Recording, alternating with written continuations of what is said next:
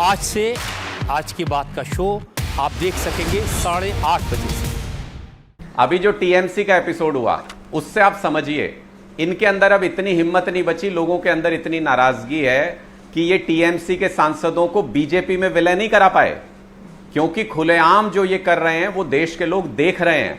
इसलिए टीसीपीआई, पता नहीं टीसीआईपी क्या पार्टी है, उसके अंदर टीएमसी के सांसदों को विलय कराया इन्होंने कि हम शामिल नहीं है जी इसके बीच में, हम नहीं है कहीं पे, मीटिंग इनके मंत्री के यहां होती है, ये ज्वाइन कराते हैं तीसरी पार्टी को, लेकिन ये शामिल नहीं है उसके अंदर।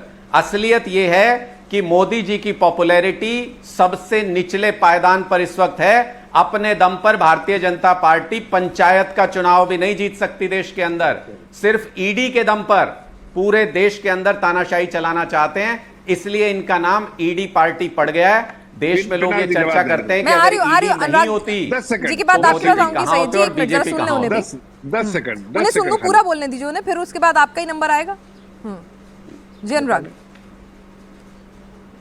नहीं, मैंने बहुत स्पष्ट तौर पर पीनाज जी मैं ये कह रहा हूं कि अगर ईडी नहीं होती, कोई पार्टी मजबूत कैसे होती है, कोई सरकार मजबूत कैसे होती है। मोदी जी के बारे में जब शुरू में ही आए थे, बगल में आपके विंडो में आशुतोष वर्मा जी भी बैठे हैं, उनकी पार्टी 10 साल से सत्ता से बाहर है। सुनिए ना भाई, वो तो नहीं टूट रहे भाई, जिसके घर में कुछ गड़बड़ होगी वही डरेगा ना। नहीं। समाजवादी पार्टी के नेता तो नहीं डरते, वो तो एकदम फेविकॉल का मजबूत जोड़ के साथ अखिलेश जी के पीछे पीछे खड़े हैं।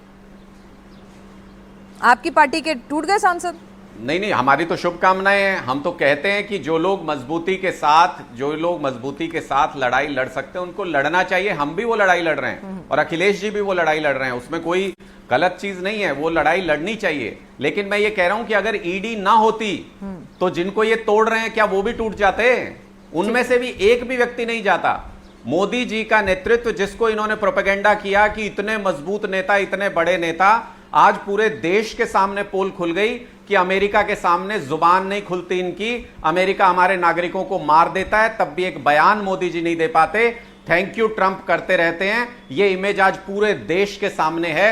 अपनी सबसे खराब छवि लेकर के इस वक्त मोदी जी देश में तानाशाही चलाना चाहते हैं। केजरीवाल जी की छवि अच्छी है, आपके 3 सांसद आपके पास ही रहेंगे ना, वहां पर दल बदल के लिए बहुत ज्यादा नंबर भी नहीं चाहिए होगा। ईडी के दम पे चुनाव जीत लेंगे। मैं क्या पूछ रहा हूँ, आपके देखिए राज्यसभा वाले तो खिसक लिए, पता भी नहीं चला, इतने करीबी खिसक लिए जो बिल्कुल एकदम जिसे कहते हैं एकदम बहुत प्यारे थे, जिनकी किस्से कहानियां चली जाती थी। सबकी सदस्यता जाएगी। अच्छा, और बाकी आपके 3 तो इंटैक्ट है ना सर? सबकी सदस्यता जाएगी। अच्छा, एक भी व्यक्ति उसमें से नहीं बचेगा, सबकी सदस्यता जाएगी। असंवैधानिक है, आप खुद बताइए पिनाज जी, असंवैधानिक है। 2 जिसके विधायक हो पंजाब के अंदर, जिस पार्टी के, ईडी पार्टी के, उसके 6 राज्यसभा सांसद कैसे हो सकते हैं? राज्यसभा तो किसी प्रदेश का प्रतिनिधित्व करने वाली जगह होती है। तो ये सरासर असंवैधानिक तरीके से, तानाशाही तरीके से देश को चलाना चाहते हैं। इनका भी समय खत्म होगा, इनका भी समय सही वाला जो है, जहां जहां जूते पड़ने शुरू होंगे वो समय आएगा इनका भी। अच्छा टाइम आएगा, अच्छे दिन भी आएंगे, अच्छा टाइम भी आएगा सबका। जो श्री कृष्ण जी ने कहा था, हाँ बोलिए। जो श्री कृष्ण जी ने कहा था कि 100 पाप माफ है, उसके बाद सुदर्शन चलेगा, तो इनके ऊपर भी सुदर्शन चक्र चलेगा। इनका पाप का घड़ा भरा नहीं अभी। और आपका 2 बार दिल्ली में सत्ता में रहने के बाद भर गया।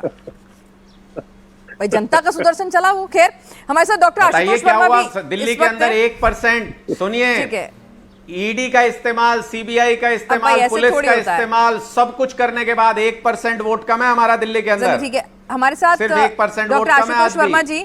और दिल्ली की हालत 360 में लगे हुए हैं, दिल्ली वालों से पूछिए, है ना। डीएमके भी अगर कहें बाहर से समर्थन दे दे, ठीक, अगर फर्ज कर लीजिए आनंद दुबे जी की पार्टी के भी 9 तो 9 हैं वो कह रहे हैं, लेकिन बहुत सारे गायब चल रहे हैं, तो चिंता हो रही है। तो अगर वो भी इधर उधर छिटक जाएं तब भी मिशन 360 पूरा नहीं होगा। आपकी पार्टी पे तो नजर नहीं है ना, आपको तो फोन आने शुरू नहीं हो गए ना? नहीं है पिनाज जी, अभी तक तो कोई फोन नहीं आया। अच्छा, लेकिन मुझे बड़ा अजीब सा लगता है पिनाज जी, सन 1985 में जब एंटी डिफेक्शन लॉ लाया गया तो राजनीति को इस तरीके से देखा जाता था कि हम गलत चीजों को, और 85 के बाद से अटल जी की भी सरकार रही, उन्होंने कई बार ऐसी चीजें कहा कि गलत लोगों को या उधार के लोगों से या चोरी की हुई चीजों को हम चिमटे से भी नहीं छुएंगे। और आज मुझे दुख है कि मीडिया का बहुत बड़ा हिस्सा भी और अपने आप को गौरवान्वित महसूस करता है जब मिशन लोटस कहता है। हंसी आती है कि आप चोरी कर रहे हैं और हंस उस लीजिए, पे अच्छा है आपको लोग हंसना सेहत के लिए। उस पे हमें उस कोस पे के ही हंस लोग लीजिए, कोई दिक्कत उस नहीं है। पे नहीं, आपको कोस नहीं रहे, आप इस बात को सोचिए कि आप सोचिए एक आदमी गलत काम कर रहा है, संविधान को तोड़ मरोड़ के उसके लूपहोल्स निकालना है और लोग कह रहे हैं वो चाणक्य है। अगर यही चाणक्यगिरी है तो राजनीति में गंदगी तो बढ़ती ही जाएगी।